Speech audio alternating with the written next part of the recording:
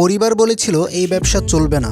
পরিবারকে বুঝাইতে অনেক গ্যাঞ্জাম, আমার বাবা আমার সঙ্গে কথা কাটাকাটি, রাগারাগি, 2-3 দিন কথা বলি নাই, খাইয়ে নাই। গ্রামের মানুষ বলেছিল এই ছোট্ট মেশিন দিয়ে কিছুই হবে না। এলাকার বাসীকেও বলছিলাম, এলাকাবাসী তখন বলছে নেগেটিভ কথাটা আমাকে বেশি বলে। কিন্তু তিনি কখনো কারো কথা শোনেননি। আজ সেই মেশিনই এখন পর্যন্ত একদিনও বন্ধ থাকে না। হাজার হাজার টাকার কাজ হচ্ছে সেই মেশিন দিয়ে। মেশিন বসানোর পর আমার আল্লাহর রহমতে একদিনে মেশিন বন্ধ নাই। একদিনে প্রায় 2850 টাকারও ধান ভাঙছে। এমনকি পুরস্কার হিসেবে পেয়েছেন এক জোড়া খাসি। খুবই ভালো লাগছে, এই দুইটার সময় ভালো লাগছে, একটা এসএসসি রেজাল্টের সময় আর এই জোড়া খাসি পাওয়ার সময়। আমার খুব ভালো লাগছে। কিভাবে একজন সাবেক সেনা সদস্য চাকরি ছেড়ে এমন সফল উদ্যোক্তা হলেন, চলুন শুনে আসি তার নিজের মুখেই। আমার এখন ভবিষ্যৎ পরিকল্পনা বলতে গেলে অনেক বড়। আসসালামু আলাইকুম, আমি মোহাম্মদ নাজমুল হোসেন, আমার বাড়ি নওগাঁ জেলা সদর থানা। আমি বাংলাদেশ সেনাবাহিনীতে দীর্ঘদিন জব করলাম। ফুল চাকরিটা করি নাই, কিছুদিন বাকি ছিল, যাক রিটায়ার করে আসছি।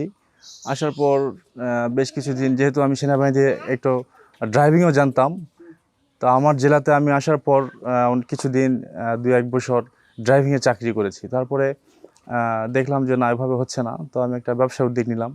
তো অনেক সময় টোবাইলে দেখলাম যে আপনাদের অ্যাডভাইস দেখলাম, দেখার পর আমার ইচ্ছা জাগলো যে ঠিক আছে, কৃষকের নিয়ে কিছু একটা গ্রামের ভিতরে কিছু ব্যবসা বাণিজ্য করা যায় কিনা। তো সেখান থেকে এই উদ্যোগটা নিয়ে আমি আপনাদের ওখানে গেছিলাম এই মেশিনটা কেনার জন্য। যেহেতু আমরা অনেকদিন সরকারি জব করেছি, ওইভাবে অতটা নাই, যে অভিজ্ঞতা নাই ব্যবসা সম্পর্কে, তো বড় অ্যামাউন্ট নিয়ে কোনো লাগার চিন্তা ধারণা ছিল না। তো ছোট আকারে কি করা যায়, ছোট আকারে করতে গেলে হয়তো বা একটা গ্রামে মুদির দোকান দেওয়া যেতে পারে। তো মুদির দোকান কিন্তু অ্যাভেলেবল থাকে। তো মানুষ এখন চায় যে বাজারঘাট, গ্রাম থেকে বাজারে যাওয়ার জন্য এমন কি আছে যে বাজারে যেয়ে নিতে হয়। এমন লোক আছে গ্রাম থেকে 5 কিলো, 7 কিলো, 10 কিলো এরকম লোক আছে যে হেঁটে যায় বা কোনো রিক্সাতে বা সাইকেলে যায়, এই জিনিসটা আমাকে সংগ্রহ করতে হয়। সেই জিনিসটা যদি আমি গ্রামে পৌঁছায় দেই, তাহলে মানুষের হাতে নাগালে দেই, তা কীভাবে করা যায় অল্পর ভিতরে। তখন এরকম মোবাইল ঘাঁটতে ঘাঁটতে ঘাঁটতে আপনাদের একটা ভিডিও আমার চোখে আসে। তো দেখলাম যে ধান ভাঙা মেশিন, এটার একটা অত্যাধিক, মানে আগে একটা বেশি প্রশংসনীয় গুণ, যেটা মানুষের বাড়িতে যে এই চালটা ঝাড়া লাগতেছে না, গুঁড়াটা ঝাড়া লাগতেছে না, অতিরিক্ত সময়টা ওখানে ব্যয় করা লাগতেছে না, আবার দামও মানুষের হাতের নাগালে। এই জায়গা থেকে আমার মাথার থিওরি আসলো যে আমি একটা গ্রামে এটা বসাই, যে কীরকম হয়। তো সেখানে আল্লাহর রহমতে বসাইলাম, একটা সাহস যোগায়, অল্প যেহেতু লস গেলে অল্পের ভিতরে যাক, এই চিন্তা করে। দেখ আলহামদুলিল্লাহ একটা ভালো একটু পাইছি। আবার আমি এটাকে একটা পুরস্কারও পাইছি, আপনাদের কোম্পানি থেকে 2টা জোড়া খাসি পাইছি, এটার জন্য আলহামদুলিল্লাহ। যাক, শুরু থেকে এ পর্যন্ত আমি কোথাও মানে আটকায় থাকি নাই, ইনশাল্লাহ চলতেছে আলহামদুলিল্লাহ। জোড়া খাসি দিছে, এটা আমি মনে করছি যে একটা ইচ্ছা করলে কিন্তু বড় অ্যামাউন্টের 2টার যে দাম, সেটাতে কিন্তু একটা দিতে পারতো। তাহলে একটা দিলে যে ব্যক্তি পাক না, কোনো একটা দিলে কুরবানি দিয়ে খেয়ে দেয় শেষ। তো আমি মনে করি একটা গরিব মানুষ যদি পায় 2টা, ওই দামে 2টা যদি পায়, একটা আল্লাহর ঘরে আল্লাহর নামে কুরবানি দিয়ে দিল, আর একটা তার সংসারের জন্য বাড়তি বড় করে কিছু প্রফিট নিতে পারলো। তো এটা আমার খুব ভালো লাগছে, যে আমি ঈদের আগে পাইছি, কুরবানি উপলক্ষে আমি একটা কুরবানি দিয়ে দিছি, আর একটা আমি রাখে দিছি, আমি পালতেছি, দেখা যাক কতদিন ধরে রাখতে পারি। খুবই ভালো লাগছে, এই 2টার সময় ভালো লাগছে, একটা এসএসসি রেজাল্টের সময় আর এই জোড়া খাসি পাওয়ার সময়। আমার খুব ভালো লাগছে। বাস্তবতাটা এরকম যে আমি যখন এটা করতে গেছিলাম, আমি পরিবারকেও বলছি, পরিবারে সহজে সম্মতি দেয় নাই। তারপরে আমার প্ল্যান তো আমার কাছে, আর এলাকার বাসীকেও বলছিলাম, এলাকাবাসী তখন বলছে নেগেটিভ কথাটা আমাকে বেশি বলে। ভালো কোনো কাজে গেলে অনেক বাধা বিপত্তি আসে। তা আমি এইটা চিন্তা করছি যে ঠিক আছে, আমার বাইরে কি লোক বললো, এটা তো নেগেটিভ বলতেছেই 100% সবগুলাই। তো অনেকে বলে যে চাল ছোট মেশিন, ধান ভাঙবে কি না, ভেঙে যাবে কি না, অনেক সময় লাগবে, ওইরকম হবে না। আর এই জন্য নিষেধ করছিল যে গ্রামগঞ্জে হবে না, সেল সিজনে শুধু। তারপরে বাড়িতে বলছে যে এরকম ফেললে হয়তো বা মানুষ সিজনে করবে, এত সময় নিয়ে ভাঙবে না, এগুলো হবে না ব্যবসা, অনেক বাধা বিপত্তি আসছে। তারপরেও আমি ওই চিন্তা করি নাই যে ভালো কাজে গেলে বাধা আসবেই। তো তারপরেও আমি বাবা মা এবং আমার ওয়াইফকে সুন্দরকে একটা ভিডিও দেখাইলাম যে এভাবে করলে একটা রানিং থাক, যাতে আমি না থাকলেও যেন ওই মেশিনটা স্থাপন করলে কিছু অর্থ দিনে হলেও আসলো, 100 টাকা আসবে তো 200 টাকা আসুক। তারপরে এখন বাধা যখন আমি এটা করে ফেলছি, এখন সবাই দেখি যে পজিটিভলি কথা বলে, এটা এটা স্বাভাবিক এবং এটা আমার ভালো লাগে। আমার নাম মোহাম্মদ শাহজাহান, বাসা এখানেই। না, মেশিন সম্পর্কে বলতে গেলে খুবই সুবিধা।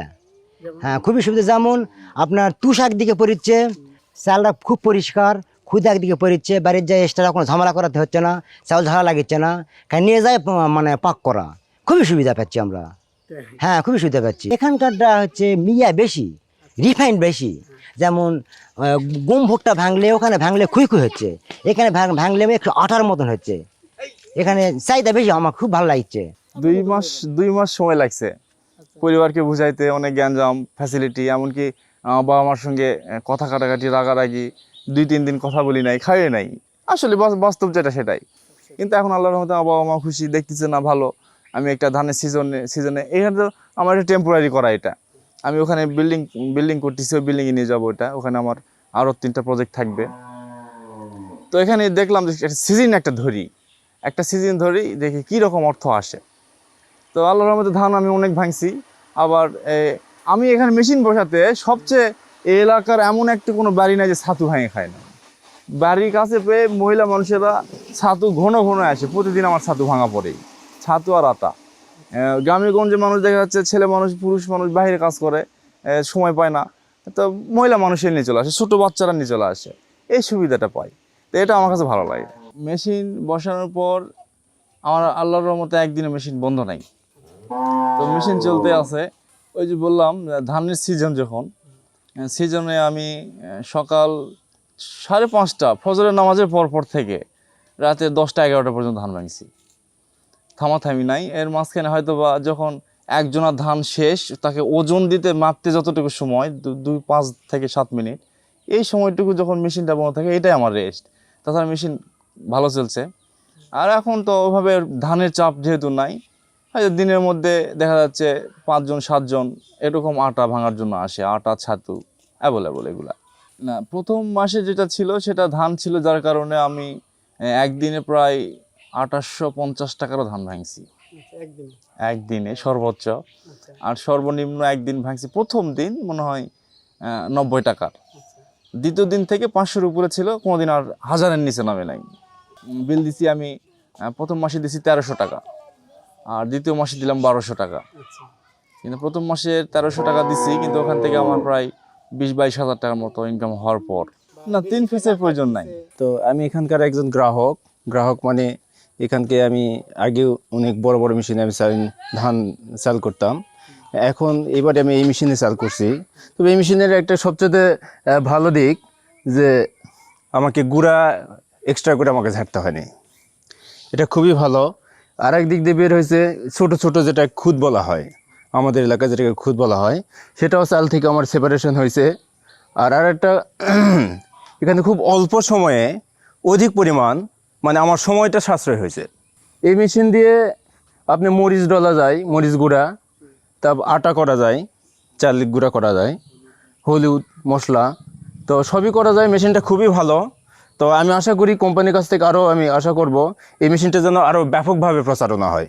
সোর্স অফ এগ্রোতে যেটা অভিজ্ঞতা আমার, আমি ভিডিওতে অনেক দেখলাম, যেটা আপনাদের এই সোর্স অফ এগ্রো টিমের যেই লিডার, তো উনি যেখানে মেশিন বিক্রয় হয় সেখানে কিন্তু উনি দেখলাম বেশ কয়েকটা ভিডিওতে আমি দেখেছি যে উনি ওখানে গিয়ে রিভিউ নিয়ে আসে। ওই দিক দিয়ে আমার অভিজ্ঞতা বাড়লো, যে না, এটা কনফিডেন্স হলো যে উনি গিয়ে যখন এটা তথ্য নিয়ে আসে, রিভিউটা নিয়ে আসে, ওখানকার রিভিউ তো ভালো দেয়, দেখি আমি একবার নিয়ে যাই। আর সবচেয়ে চিন্তা করছি যে আমার অল্প একটা বাজেট, লস হবে, এই চিন্তা করছি। যাক, অভিজ্ঞতা ওখান থেকে যাওয়ার পর আপনাদের অফিসে কথা বললাম, ভালো লাগছে খুবই। যে ম্যানেজার সাহেব ছিল খুবই ভালো মানুষ, ভালো লাগলো। আপনাদের টিমের সকল সদস্যকে আমার ভালো লাগছে। যে প্রথম দিনে একদম বন্ধু সুলভ আমরা কথাবার্তা বলে, ওরা জানতেও না যে আমি গাড়ি নিয়ে গেছি নেওয়ার জন্য। যাক, আমাকে দিয়ে দিল, কথাবার্তা সব কিছু মিল হয়ে যাওয়ার পর এই তো নিয়ে আসলাম। আলহামদুলিল্লাহ ভালো। আমার মেশিন আনার পর অন্য কোনো এখনো মানে এই যন্ত্রের সঙ্গে কোনো সমস্যা হয়নি, শুধুমাত্র নেটটা চেঞ্জ করা দরকার হয়েছে। প্রথম একটু হয়েছিল যে এরকম মনে হয় যে সার্ভিসটা এরকম হবে না, দিবে না। আমাকে দেখি ভিডিও কলে ওরা সার্ভিস দিছে, আমি ভিডিও কলে দেখাইছিলাম যে এরকম এরকম সেল কীভাবে কী করতে হয়। তো তখন আমাকে সহযোগিতা করছে, আলহামদুলিল্লাহ ভালো লাগছে এটা। আমার এখন ভবিষ্যৎ পরিকল্পনা বলতে গেলে অনেক বড়। এখন বাকিটা উপরওয়ালার ইচ্ছা পূরণ করবে কিনা। আমি একটা হাদিসে আমাকে একজন বড় আলেম একজন বলছিল যে মানুষের রিজিকটা 90% দেওয়া আছে ব্যবসাতে আর 10% দেওয়া আছে চাকরিতে। তো সেটা আমি একটু মাথায় নিলাম।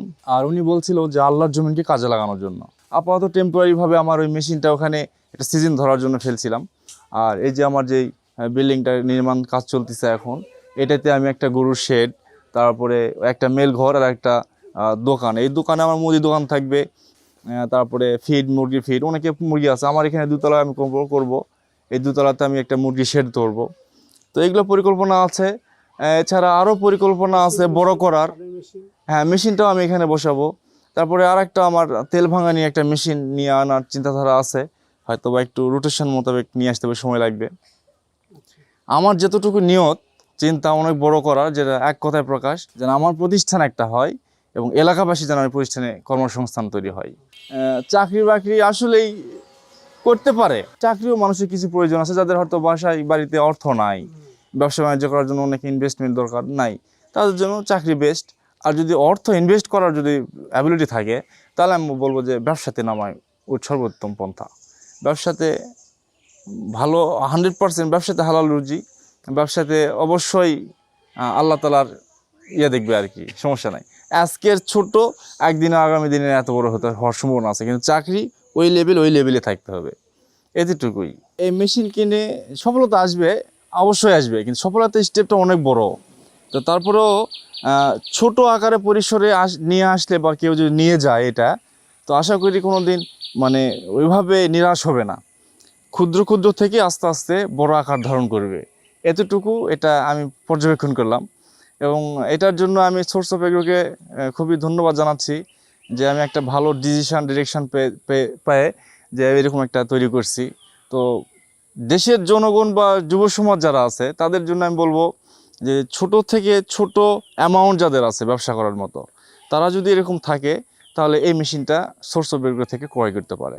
এবং তারা খুব ভালো সার্ভিস দেয়, এটা খুবই ভালো জিনিস। এবং তারা এখানে শুধু মেশিন বিক্রি করেই যে গা ছেড়ে দিয়ে থাকলো তা না, তারা রিপ্লাই নেওয়ার জন্য আসে, দেখা সাক্ষাৎ করে এবং সব কিছু যাচাই বাছাই করে। তো সব দিক দিয়ে ভালো, আলহামদুলিল্লাহ। আপনারাও এটা নিয়ে ব্যবসা শুরু করতে পারেন প্রথম স্টেপ হিসাবে। আসসালামু আলাইকুম।